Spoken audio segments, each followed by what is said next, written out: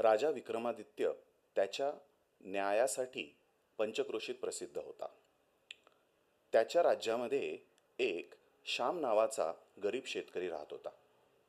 एक दिवस काय झालं की या राज्यामध्ये खूप मोठा दुष्काळ पडला आणि श्यामला पैशाची चणचण भासू लागली. श्यामला पैशाची चणचण होती म्हणून तो गावातल्या एका धनाढ्य अशा सावकाराकडे गेला. सावकाराकडे गेल्यावर त्याने ज्यावेळेला पैशाची मागणी केली, त्या धनाढ्य सावकाराने त्याला अट घातली की ज्या वेळेला तुझ्या शेतामध्ये भरपूर असं पीक येईल त्यावेळेला तू मला माझे पैसे परत कर. पण जर पुढच्या 6 महिन्यामध्ये तुझ्या शेतामध्ये जर असं पीक आलं नाही तर तुझं अख्खं शेत जे असेल ते माझ्या मालकीचं होईल. श्यामकडे दुसरा पर्यायच नव्हता. श्यामनं त्याची ती अट मान्य केली आणि त्यानं त्या पैशातनं त्याच्या शेतामध्ये पेरणी देखील केली.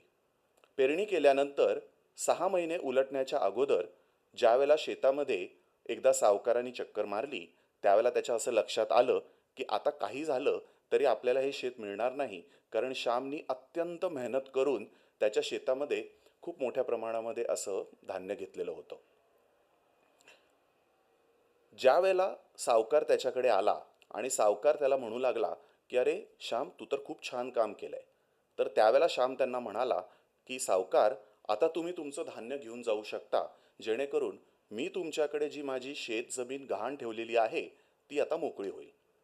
सावकार म्हणाला, बघूयात, अजून एक 10 दिवसानंतर मी येतो आणि तुझ्या शेतातलं जे काही धान्य आहे ते मी घेऊन जातो. त्यावेळेला श्याम म्हणाला, ठीक आहे, तुम्हाला जसं योग्य वाटेल तसं तुम्ही करा.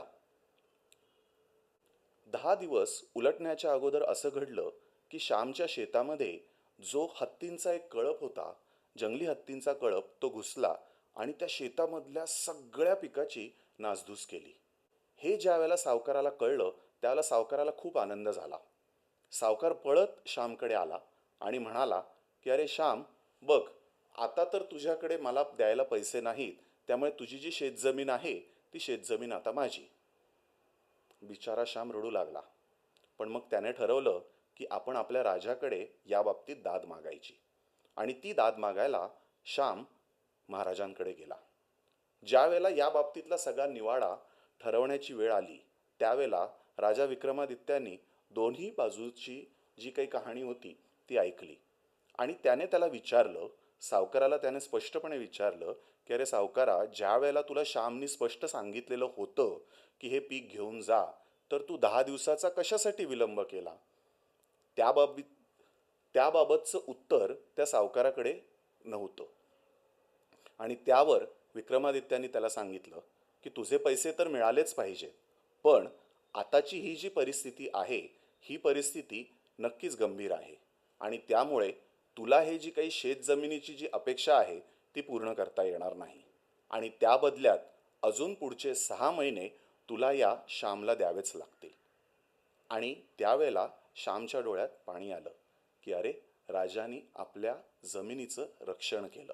नमस्कार, ॲडव्होकेट आनंद या तुमच्या यूट्यूब चॅनलवर तुमच्या सगळ्यांचं पुन्हा एकदा स्वागत. जर ॲडव्होकेट आनंद या चॅनलला तुम्ही आत्तापर्यंत सबस्क्राईब केलेलं नसेल तर सबस्क्राईब नक्की करा, म्हणजे अशा नवनवीन गोष्टी आणि नवनवीन कोर्टाच्या केसेस या बाबतीत तुम्हाला योग्य ती माहिती वेळोवेळी मिळत राहील.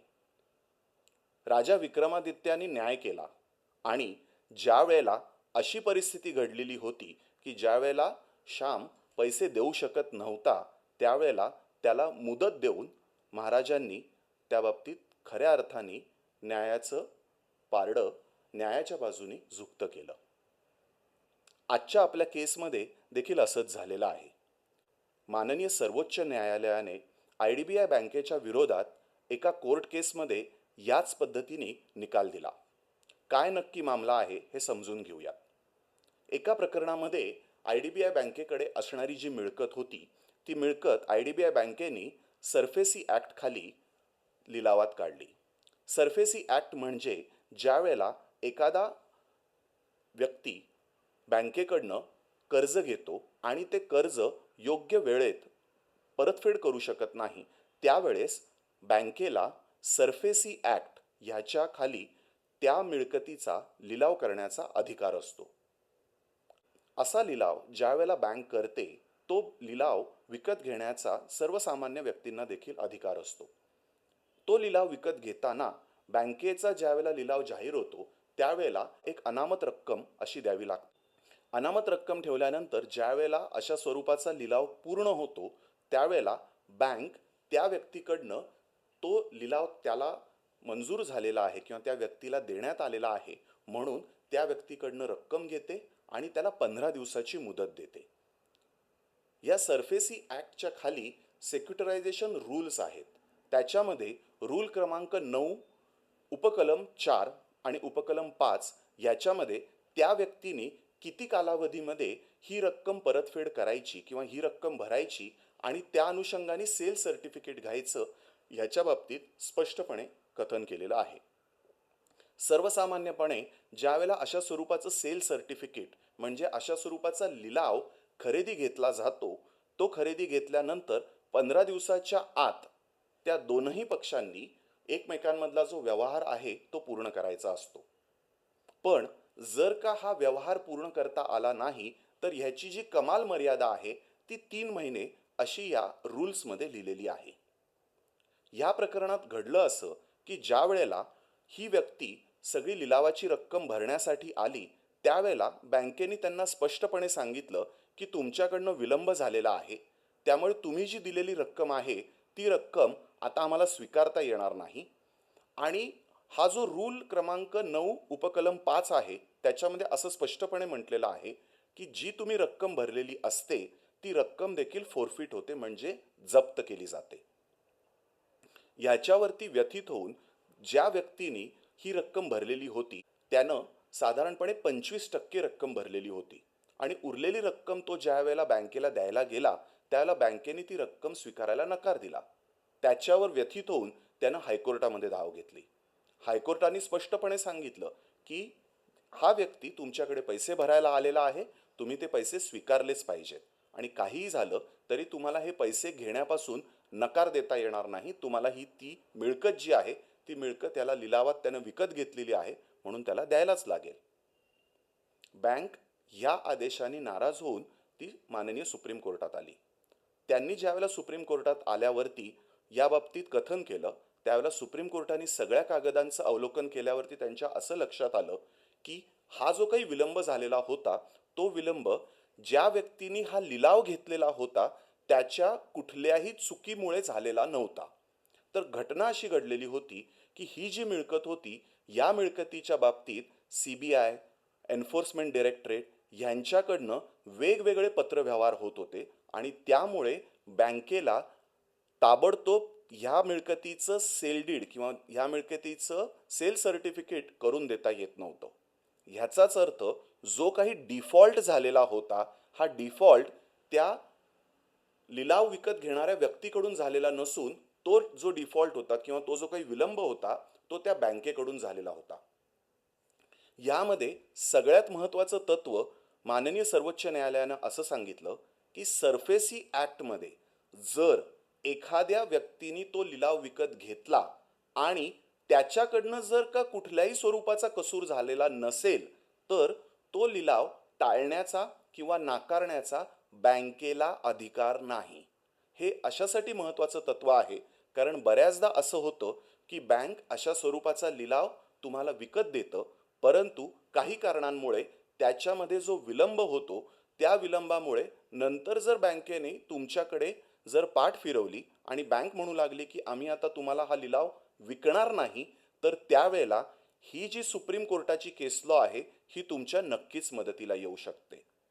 जर एखाद्या व्यक्तीने कोणत्याही स्वरूपाने इन्व्हेस्टमेंटसाठी किंवा त्याच्या वापरासाठी एखादा कारखाना एखादं घर एखादी मिळकत एखादं दुकान जर अशा स्वरूपाच्या लिलावामध्ये घेतलेली असेल तर त्याच्यामध्ये जर त्या व्यक्तीकडनं जर विलंब झालेला नसेल आणि जर बाह्यातकारी काही गोष्टींमुळे म्हणजे कुठल्याही स्वरूपाचा स्टे आला कुठल्या स्वरूपाची त्या बाबतीमध्ये इन्क्वायरी लागली त्याच्यामध्ये अजून कुठलं दुसरं दिवाणी प्रकरण दाखल झालेलं असेल तर अशा स्वरूपांमध्ये ती चूक त्या लिलाव खरेदी करणाऱ्या व्यक्तीची नसून त्या बाबतीत त्याला एक्सटेन्शन किंवा त्याला जी काही कालमर्यादा आहे ती वाढवून देण्याची प्रोव्हिजन कायद्यामध्ये आहे. ह्याची स्पष्टोक्ती माननीय सर्वोच्च न्यायालयानं या दाव्यामध्ये किंवा या ऑर्डरमध्ये केलेली आहे. अर्थातच त्याची लिंक आम्ही डिस्क्रिप्शन बॉक्समध्ये दिलेली आहे. या बाबतीत अजून सविस्तर स्वरूपाने सांगणारा इंग्रजीमधला ब्लॉग देखील आम्ही प्रदर्शित करणार आहोत आणि त्या ब्लॉगची लिंक देखील खाली डिस्क्रिप्शन बॉक्समध्ये दिलेली आहे. तर ती तुम्ही आवर्जून पहा. जर हा व्हिडिओ तुम्हाला आवडला असेल तर या व्हिडिओला लाईक नक्की करा आणि हा जर विषय तुमच्या ओळखीच्या कोणत्याही व्यक्तीच्या कामाचा असेल तर त्याला शेअर करायला विसरू नका. जर आत्तापर्यंत ॲडव्होकेट आनंद ह्या चॅनलला तुम्ही सबस्क्राईब केलेलं नसेल तर सबस्क्राईब नक्की करा. आणि हो, जर का तुम्हाला अशा स्वरूपाची कुठली अडचण आत्तापर्यंत जाणवलेली असेल की ज्यामध्ये बँकांशी व्यवहार करताना जर विलंबाच्या बाबतीतलं कारण हे तुमच्यावरती ठपका ठेवून कोणत्याही स्वरूपाने बँकेने तुम्हाला दंड लावलेला असेल तर तुम्ही खाली जे काही कमेंट्स आहेत त्या कमेंट्समध्ये नक्कीच त्याच्या बाबतीत उल्लेख करू शकता आणि त्या बाबतीत आम्ही उत्तर देण्याचा आमच्याकडनं कसोशीने प्रयत्न करू. भेटूयात आपण पुढच्या आठवड्यात अशाच एका नवीन गोष्टीसह आणि नवीन एका केस लॉसह. तोपर्यंत तुम्ही सगळ्यांनी आपली काळजी घ्या. आमच्या सगळ्यांकडनं तुम्हाला नमस्कार.